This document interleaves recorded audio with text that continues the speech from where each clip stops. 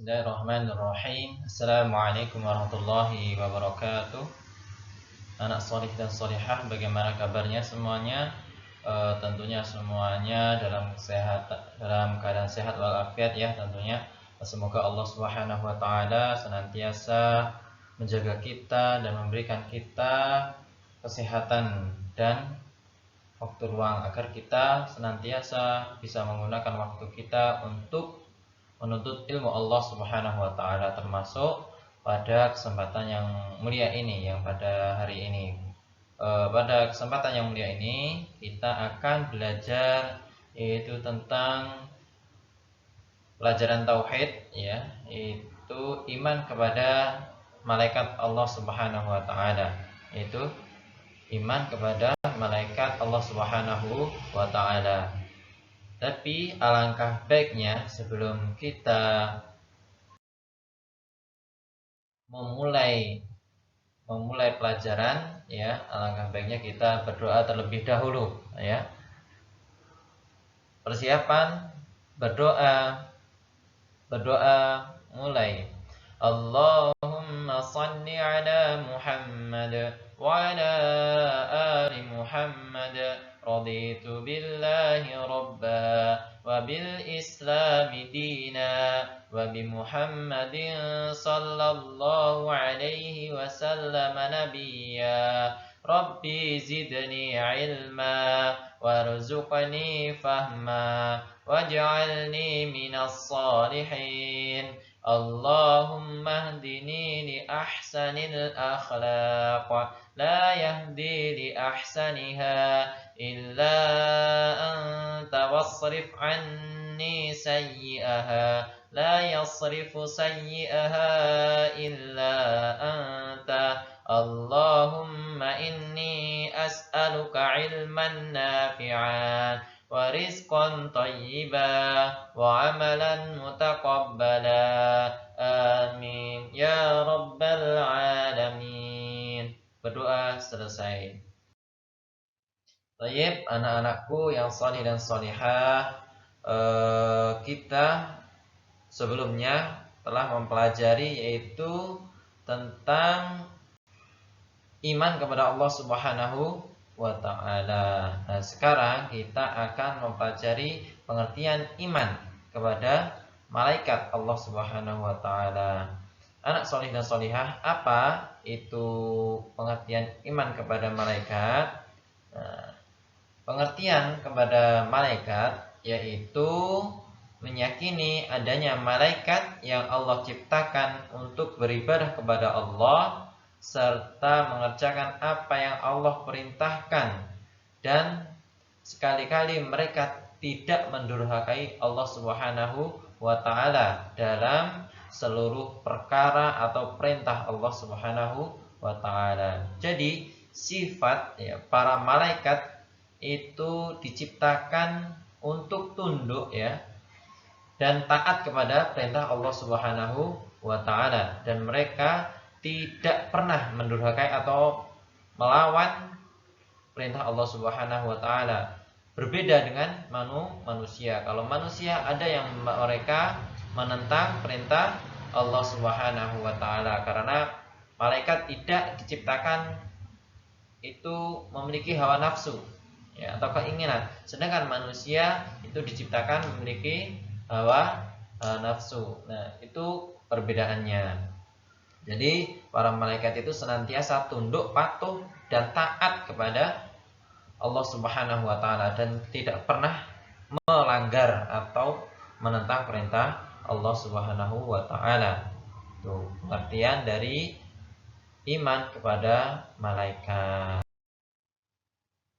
Baik, di sini ada dalil iman kepada malaikat ya, dalil iman kepada malaikat yaitu di dalam surah Al-Baqarah ayat 285 yang bunyinya amanar rasulu bima unzila ilaihi mir rabbih wal mu'minun kullun amana billahi wa malaikatihi wa kutubihi wa rusulihi.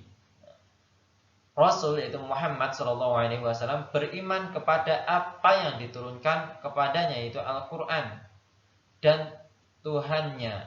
Jadi Nabi Muhammad itu beriman atas Al-Quran yang diturunkan kepada dirinya, serta beriman kepada Allah Subhanahu wa Ta'ala. Nah, demikian pula orang-orang yang beriman, dan juga orang-orang beriman itu beriman kepada Allah Subhanahu wa Ta'ala. Kalau orang-orang kafir tentunya tidak beriman ya. Kemudian semua beriman kepada Allah, malaikat-malaikatnya, kitab-kitabnya, dan rasul-rasulnya. Jadi semua manusia ya, yang beriman, mereka mempercayai bahwa Allah itu ada, tidak pernah menyekutukan, ya, tidak pernah menentang. Kemudian malaikat-malaikatnya, ya, kepada malaikat-malaikat mereka orang-orang beriman percaya karena adanya malaikat. Kemudian kitab-kitabnya, ya, kitab-kitab yang diturunkan kepada para nabi, kemudian rasul-rasulnya, dan Allah mengutus para rasul di setiap umat ya, atau golongan. Maka orang mukmin, orang Islam itu seharusnya ya, iman atau percaya akan Allah Subhanahu wa Ta'ala, malaikat-malaikatnya ya, kemudian kitab-kitabnya dan rasul-rasulnya. Terutama yang di bagian yang kita bahas ini itu tentang beriman kepada malaikat-malaikatnya ya. Tuh, jadi wajib kita meyakini adanya para malaikat. Nah, di sini ada beberapa malaikat ya, nama-nama malaikat itu sangat banyak sekali. Nah, mungkin ada beberapa yang sangat mulia di hadapan Allah Subhanahu wa Ta'ala. Yang pertama, yang lebih baik, yang lebih utama, yaitu yang pertama malaikat Jibril alaihi salam, yaitu menyampaikan wahyu. Karena apa? Dengan wahyu itu hati-hati seorang muslim, hatinya, hati orang manusia itu akan menjadi hidup atau menjadi lebih baik ya. Hidup itu maksudnya gimana?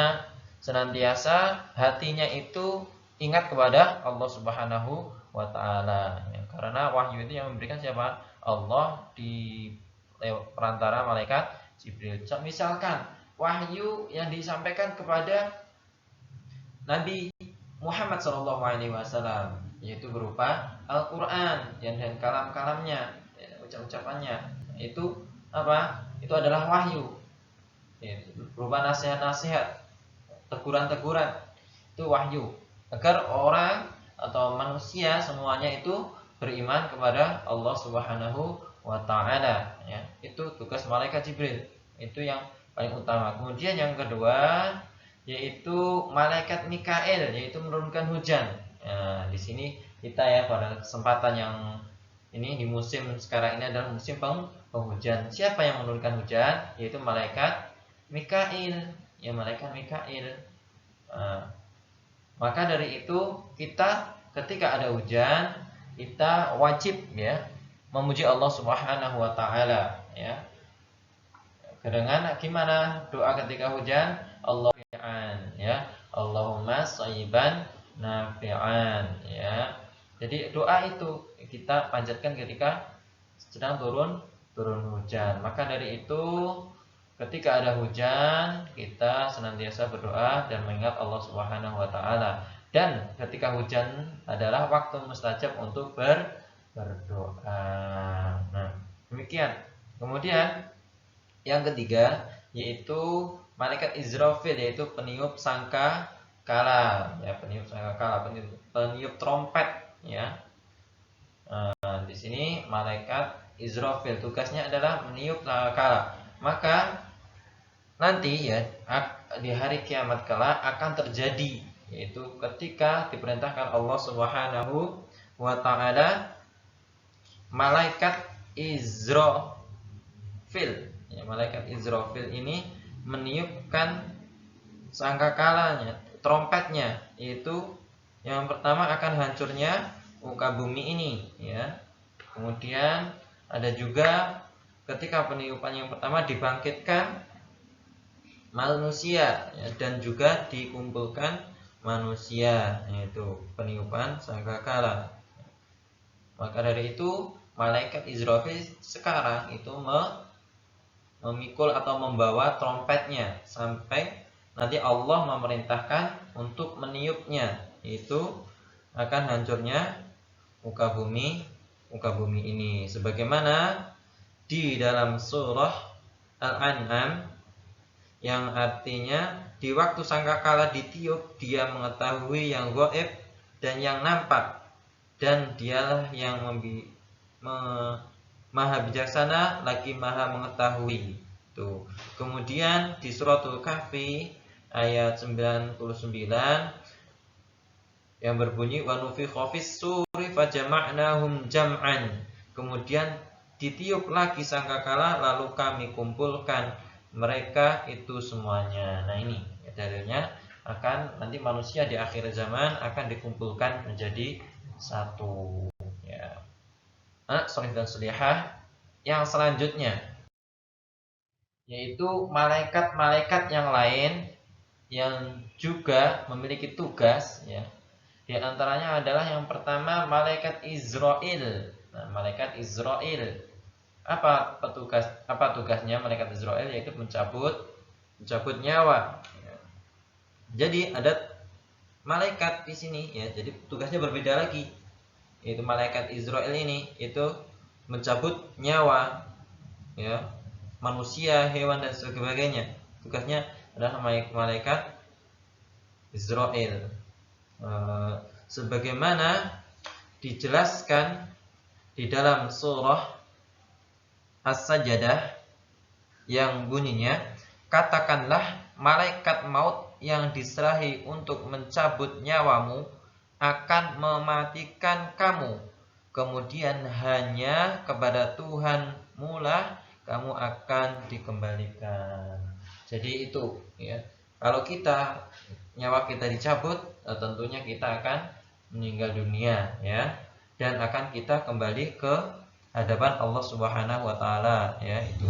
Kemudian di dalil yang lain di surat Al-An'am ayat 61 yang bunyinya hatta idza jaa ahadukumul mautu fatawaffathu rusuluna wa hum la yufarritun, yang artinya sehingga apabila datang kematian kepada salah seorang di antara kamu, ia diwafatkan oleh malaikat-malaikat kami, dan malaikat-malaikat kami itu tidak melalaikan kewajibannya.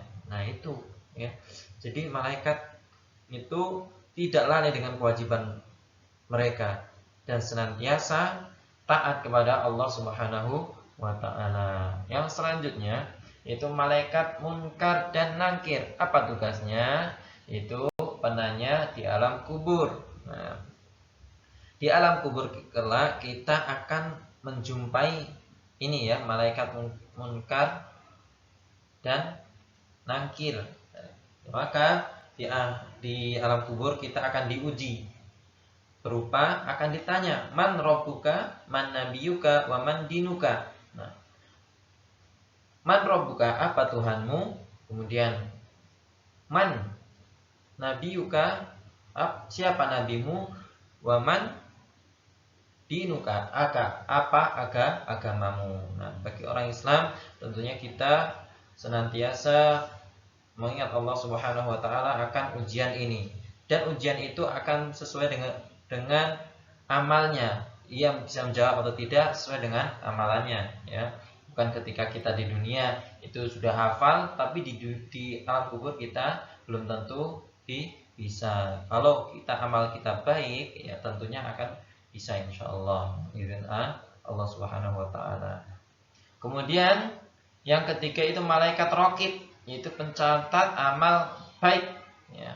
Malaikat raqib, pencatat amal baik, dan juga malaikat atid, pencatat amal buruk. Nah, di sini, ya, tentunya kita tahu, ya, dalam keseharian kita itu diawasi oleh dua malaikat ini, ya, yaitu pencatat amal. Ya, jadi ketika kita mau beramal, kita harus lebih hati-hati, ya. Contohnya, nanti kalau saya berbuat kejelekan maka dicatat sebagai keburukan. Nanti kalau kita beramal kebaikan maka dicatat sebagai amal kebaikan. Maka kita senantiasa mengingat Allah dan mengingat para malaikat ini ya telah mencatat amalan kita, perbuatan kita, maka kita alangkahnya berbuat lebih hati-hati lagi dan senantiasa kita bisa mengerjakan amal kebaikan. Nah, kemudian yang selanjutnya yaitu malaikat Malik, yaitu penjaga neraka. Nah, di neraka jahanam nanti ada malaikat yang sangat keras dan sangat kejam siksanya, ya, yaitu disebutkan dalam surah Al-Muddatsir ayat 27 sampai 30 yang bunyinya wa ma adraka ma saqar la tubqi wa la tadar lawahatul lil bashar 'alaiha tis'ata 'ashar wa ma ja'alna ashaban nari illa malaikah. Tahukah kamu apakah neraka Sakor itu? Sakor itu tidak meninggalkan dan tidak membiarkan. Neraka Sakor adalah pembakar kulit manusia. Di atasnya ada 19 malaikat penjaga dan tiada kami jadikan penjaga neraka itu melainkan para malaikat. Nah, di sini para malaikat itu ada penjaga, mereka keras ya, kejam ya. Karena apa? Ditugaskan seperti itu karena menghukum para pelaku pendosa, yaitu orang-orang yang berbuat dosa. Kemudian di suratul Az-Zukhruf yang artinya mereka berseru, hai malaikat, hai Malik, biarlah Tuhanmu membunuh. Dia menjawab, kamu akan tetap tinggal di neraka ini. Nah, itu. Jadi orang-orang kafir penghuni neraka, mereka menyampaikan kepada malaikat Malik ya, bahwa biarlah Allah mematikan, tapi sesungguhnya orang yang kalau sudah di dalam neraka itu tidak akan meninggal dunia atau mati itu. Jadi mereka terus disiksa di dalam neraka ya. Maka dari itu kita lebih takut kepada apa? Siksa neraka agar kita senantiasa mengingat Allah dan bisa masuk surga bersama. Amin. Kemudian yang selanjutnya adalah malaikat Ridwan, yaitu penjaga surga. Jadi di dalam surga kelak itu juga ada malaikat ya untuk menjaganya ya. Yaitu mereka ya ketika kita akan masuki surga, mereka berkata para malaikat, yaitu malaikat Ridwan dan teman-temannya, yaitu dan orang-orang yang bertakwa kepada Tuhan dibawa ke dalam surga berombong-rombong pula, sehingga apabila mereka sampai ke surga itu sedang pintu-pintunya telah terbuka, dan berkatalah kepada mereka penjaga-penjaganya itu para malaikat, kesejahteraan di dalamlah atasmu, berbahagialah kamu, maka masukilah surga ini sedang kamu kekal di dalamnya. Jadi di surga itu adalah tempat ya singgahnya orang-orang yang mentauhidkan Allah Subhanahu wa ta'ala. Nah, sekarang kita mengetahui hukum mengingkari iman kepada malaikat. Nah, di sini dalilnya apa hukumnya adalah kafir kepada Allah Subhanahu wa ta'ala. Sebagaimana disebutkan di dalam surah An-Nisa ayat 136 yang bunyinya, "Wa may yakfur billahi wa malaikatihi wa kutubihi wa rusulihi wal yaumil akhir faqad dhalla dhalalan ba'ida." Barang siapa yang kafir kepada Allah, malaikat-malaikatnya, kitab-kitabnya, rasul-rasulnya dan hari kemudian, maka sesungguhnya orang itu telah sesat sejauh-jauhnya. Jadi orang yang tidak beriman kepada Allah, malaikat-malaikatnya, kitab-kitab dan rasul-rasulnya dan hari kemudian, itu hari kiamat, maka sesungguhnya orang itu telah sesat dan mereka dimasukkan ke dalam neraka. Nah itu ya, jadi kita sebagai seorang muslim harus beriman, mempercayai keberadaan para Allah Subhanahu wa ta'ala, yang malaikat-malaikatnya, kitab-kitabnya dan rasul-rasul dan hari kiamat. Baik, anak solih dan solihah, materi sudah selesai, kita tutup ya dengan membaca doa dulu ya. Persiapan berdoa. Berdoa mulai. Allahumma salli ala Muhammad wa ala ali Muhammad. Allahumma inni a'udzu bika minal ajzi wal kasal wal jubni wal bukhl wal harami wa adabil qabr. Allahumma ati nafsi taqwaha wa zakkiha anta khairu man zakkaha anta waliyuha wa maulaha. Allahumma inni a'udzu bika min ilmin la yanfa' wa min qalbin la yakhsha wa min nafsin la tashba' wa min da'watin la yustajabu laha. Allahumma faqqihna fid din. Subhanakallahumma wa bihamdika asyhadu an la ilaha illa anta astaghfiruka wa atubu ilaik. Berdoa selesai. Baik anak-anak salih dan salihah, alhamdulillah materi pada kesempatan yang mulia ini sudah selesai. Sebelum kita tutup ya, ada sedikit ini ya tugas dari Ustadz, yaitu anak-anak yang solih silahkan dibaca dan dikerjakan latihan-latihan ya, latihannya itu di halaman 57